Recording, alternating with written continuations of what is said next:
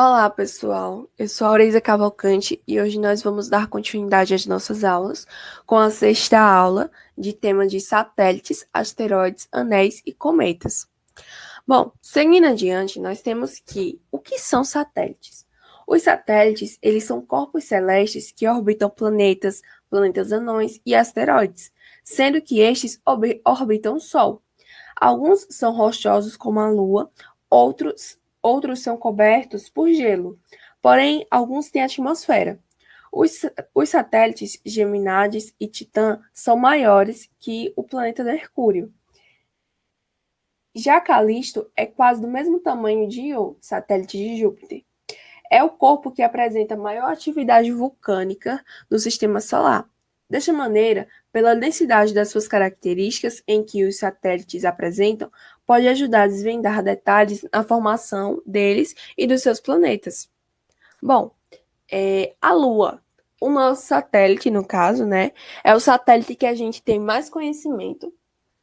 E o interior da Lua, ele é conhecido como um corpo diferenciado, isto é, o seu material está distribuído de acordo com a sua densidade. Os materiais mais densos estão em profundidades maiores.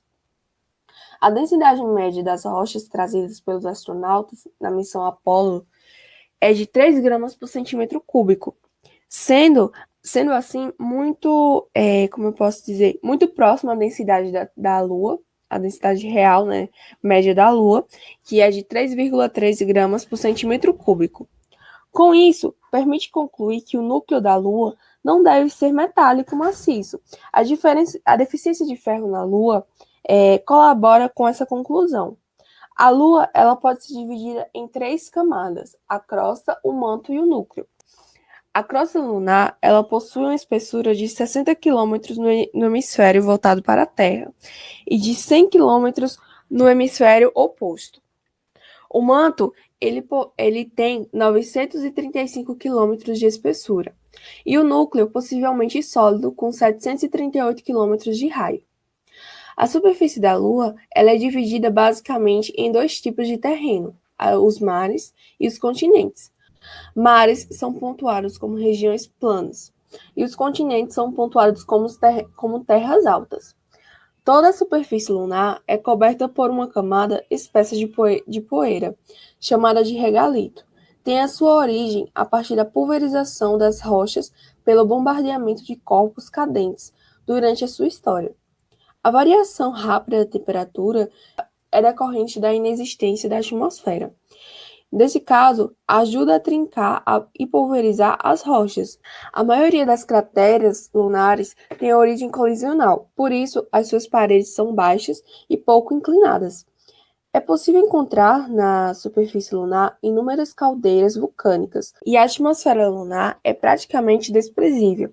A sua massa não ultrapassa 10 toneladas de matéria. Com isso, na ausência de atmosfera, a mudança de luminosidade entre o dia e a noite é repentina. Não há crepúsculo, e a temperatura ela pode oscilar entre menos 233 graus Celsius e 123 graus Celsius. Seguindo à frente, temos os satélites de Marte. Marte ele possui 2 satélites rochosos e pequenos. Nesse caso, suas características são assimétricas, cujo os nomes são Phobos e Deimos. Observados da superfície de Marte, Deimos nasce no leste e põe-se no oeste, e Phobos transita no sentido oposto. Isto ocorre em razão dos períodos orbitais. Phobos dá uma volta em torno de Marte em apenas 7,7 horas, enquanto Deimos demora 30,2 horas. Como o dia em Marte tem aproximadamente 24 horas, Phobos cruza o céu de oeste para leste em 11 horas e Deimos de leste para oeste em 2,7 dias marcianos. E a superfície de Phobos é marcada por crateras pequenas e apenas uma cratera grande. A superfície de Deimos é mais lisa, sem grandes crateras. Esses satélites são feitos de materiais menos densos que Marte. São mais, como é que eu posso dizer? Eles são mais escuros do que a Lua. É possível que ambos sejam asteroides capturados por Marte. Nesse caso aqui, nesse primeiro exemplo aqui, é Phobos e nesse daqui é Deimos. Seguindo adiante, nós temos os satélites de Júpiter. Júpiter, ele possui 63 satélites conhecidos até o momento. Os maiores satélites são Io, Europa, Ganímedes e Calisto, também conhecido como os satélites de Galileu, pois foram descobertos por Galileu Galilei. Io é o satélite mais próximo de Júpiter, por isso sofre maré intensa, que deforma e dissipa energia suficiente para provocar vulcanismo. É um corpo um pouco maior que a Lua, de temperatura elevada, que apresenta continuamente violentas e gigantescas erupções vulcânicas, com jatos de matéria que pode atingir até 200 quilômetros de altura acima da sua superfície. A sua coloração é amarelada, decorrente dessas erupções constantes, que incluem enxofre líquido e compostos sulfurosos. Europa é o segundo satélite a partir de Júpiter.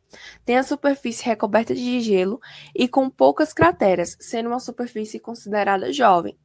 Ganímedes, o terceiro satélite, é o maior do sistema solar e maior que Mercúrio. A sua superfície lembra da Lua, com a diferença que ela é de gelo e não de rocha. As regiões escuras são fortemente marcadas por crateras de impacto. Sendo assim, são muito antigas. As regiões mais claras são geologicamente mais jovens. Têm um pouco de crateras e devem ter sido formadas por impactos violentos que provocaram afloramento de água no interior do satélite e se congelaram como planícies. Calisto se parece muito com Ganímedes, porém possui mais crateras. A sua superfície é mais antiga e a sua estrutura interior não é similar de Ganímedes. Os demais satélites de Júpiter são bem menores em relação aos satélites galileanos. Os satélites de Saturno. Titã é o maior satélite de Saturno. Ele é um pouco maior que Mercúrio e ligeiramente menor que Ganímedes. Possui extensa atmosfera rica em metano e etano. Durante o inverno, o metano atmosférico é parcialmente congelado nas partes elevadas, por isso os lagos se congelam.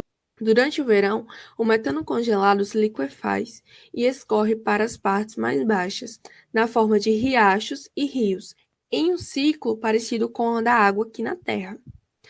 Além de Titã, Saturno ainda possui mais 4 satélites, Reia, Iaptos, Dione e Téteis, que ultrapassam 1.000 quilômetros de diâmetro.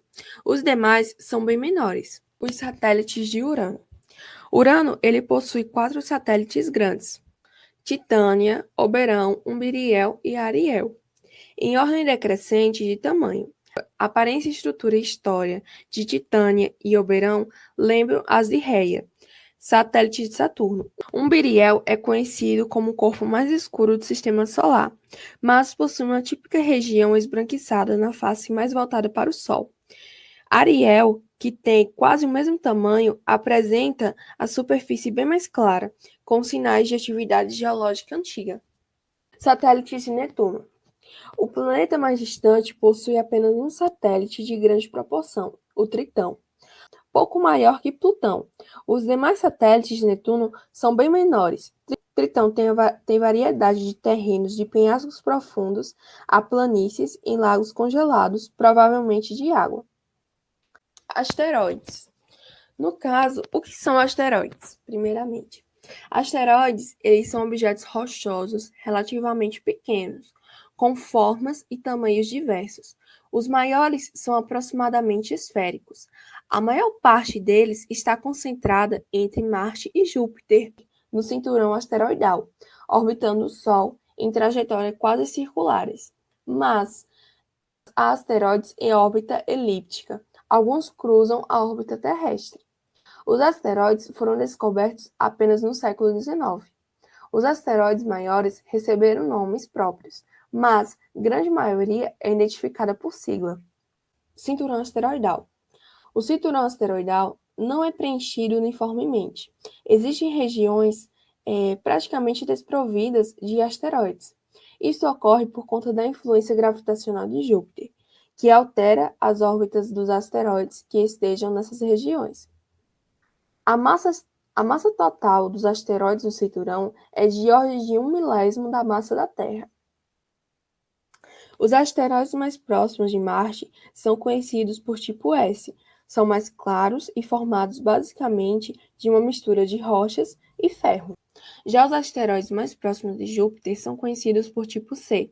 São mais escuros e têm a composição química semelhante à dos meteoritos condritos carbonáceos. Os demais asteroides, conhecidos pelo tipo M, são constituídos por apenas uma liga metálica de ferro e níquel.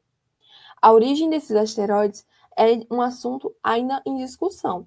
A hipótese mais aceita é que eles sejam fragmentos que, na época da formação do Sistema Solar, não se agregaram a nenhum dos planetas por influência gravitacional de Júpiter. Os cometas, eles são os astros que mais fascinam os seres humanos. Provavelmente, o papel mais marcante dos cometas seja a possibilidade de serem os principais fontes de compostos orgânicos e água.